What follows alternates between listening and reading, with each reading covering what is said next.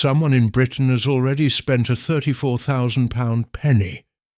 They didn't know what they had, they handed it over, and whoever took it probably didn't know either, which means it may have moved through 3 or 4 more hands before anyone noticed, if anyone ever did.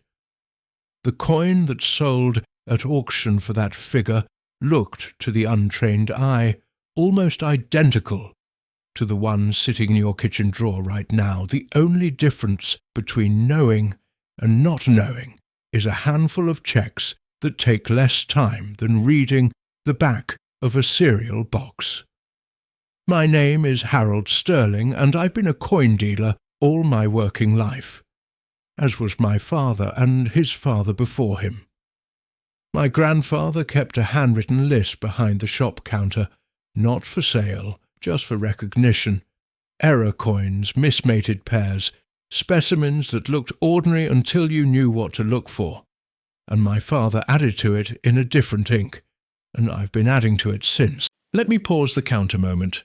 What years of turning over old coins teaches a man does not fit inside one short video. I set the whole of it down in a book, on the QR code on screen, or the pinned comment with the link. Have a look, or carry on without it. That is my only word on it. This video is going to walk you through the 3 physical checks that separate a £34,000 penny from an ordinary one. One you do with your thumb, one with a loupe or a strong pair of reading glasses, and one in plain daylight. And by the end, you'll be able to run all 3 in under 2 minutes on any coin you come across. A retired postal worker in the East Midlands, sometime in the early 2000s, emptied a jar of loose change onto her kitchen table to count out holiday spending money. Among the 2-pence coins and the pocket lint was a penny that didn't quite match the others.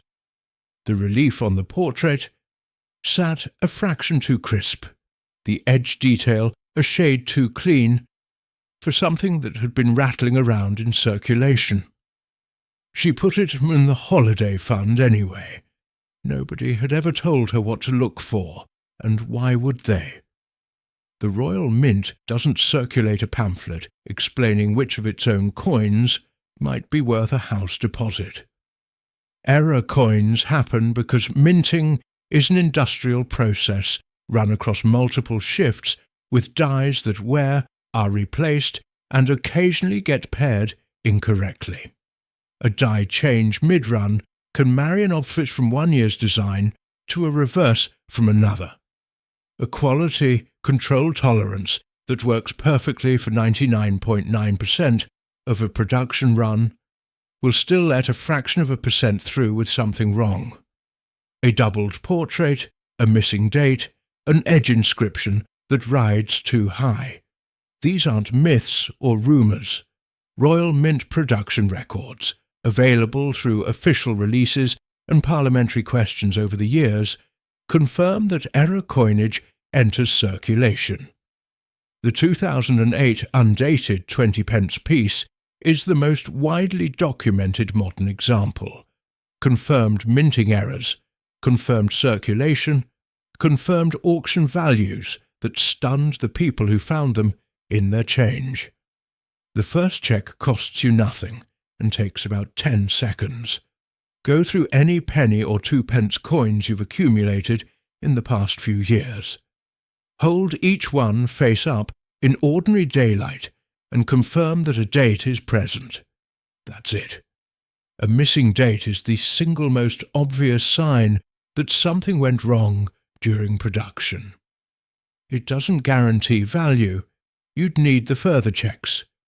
But a coin with no date is a coin worth pausing on. Pull those out, set them aside, don't spend them before you know what they are. Next time, we're going to look at what you do after you've found a coin without a date. And it's more specific than you'd expect. A coin fair in a drafty Civic Hall, 1987.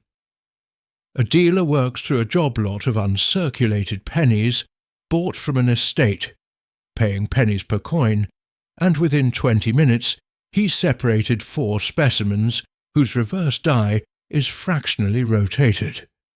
He knows because he's done this check 10,000 times, and it takes him 3 minutes total.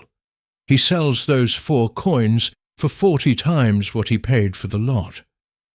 The skill that made that possible cost him nothing to learn. It was just knowledge, passed from one dealer to another, practiced until it was automatic. Die rotation is exactly what it sounds like. During striking, the obverse and reverse dies should be oriented in a fixed relationship to each other.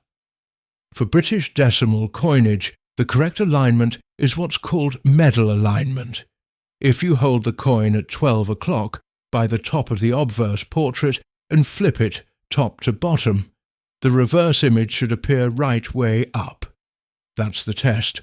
Hold the coin between thumb and forefinger at the 12 o'clock position on the obverse. Flip it. Look at where the reverse lands. If the image is right way up, you have correct medal alignment. If it's rotated 90 degrees, 180 degrees, any significant deviation, that's a die rotation error, and depending on the coin and the degree of rotation, it may be worth significantly more than face value. A professional attribution of that same coin through a grading service will cost you a submission fee, postage both ways, and a wait that runs to weeks. The thumb flip costs you a thumb flip. Practice it on 10 ordinary pennies tonight. Not to find errors, but to train your hands to know what correct alignment feels like, so that any deviation registers immediately. Baseline knowledge is what makes detection possible. When you've done that, come back, because the next check requires a loop, and what you're looking for under it is more subtle than a rotation, and more commonly misidentified. A market stall in the late 90s, a young collector holding a penny under a loop, asking the dealer beside him whether the portrait doubling he can see is worth anything. The dealer glances at it, names the variety, gives him an approximate value, and hands it back. All in under a minute, no fee, no paperwork, no waiting period.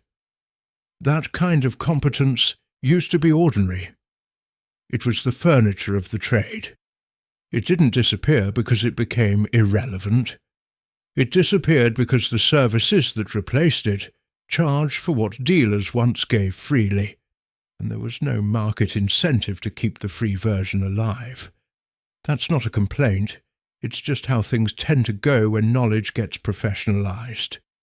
Hub doubling happens when a working die receives more than one impression from the hub at a fractional offset.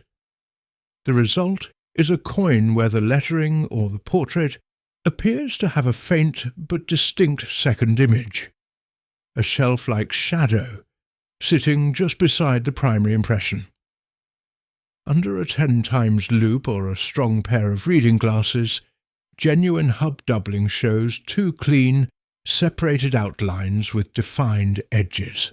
It looks deliberate, almost architectural. What it isn't is strike doubling, which appears as a smear or a flattening of the lettering, the result of mechanical movement during the strike itself, common, worth nothing beyond face value, and frequently confused for the real thing by people who haven't handled both.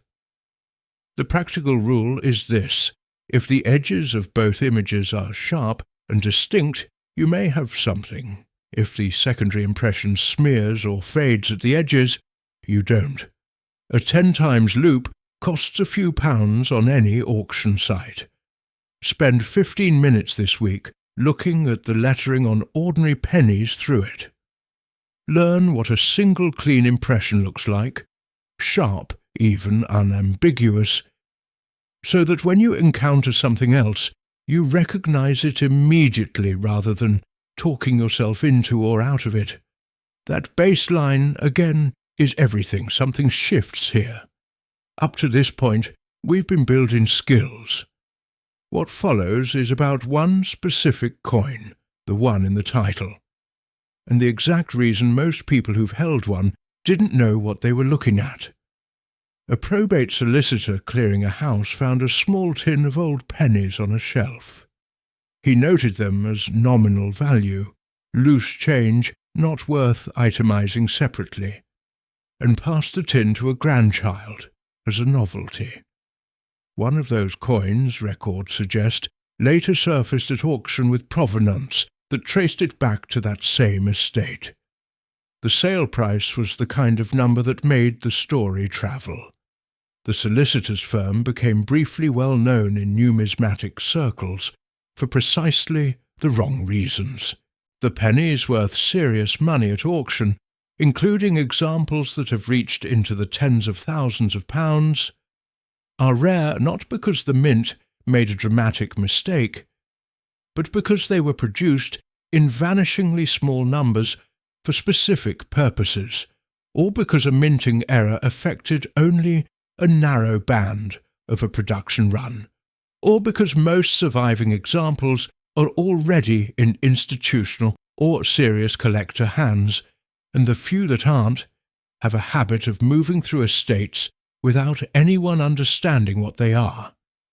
The specific features to look for: date placement relative to the portrait, which portrait generation appears on the obverse, edge characteristics, the sharpness of relief, are documented in Sphinx coins of England and the United Kingdom, and in the records of established UK auction houses, including Baldwin's and Dix Noonan Webb, which publish sale results with full descriptions.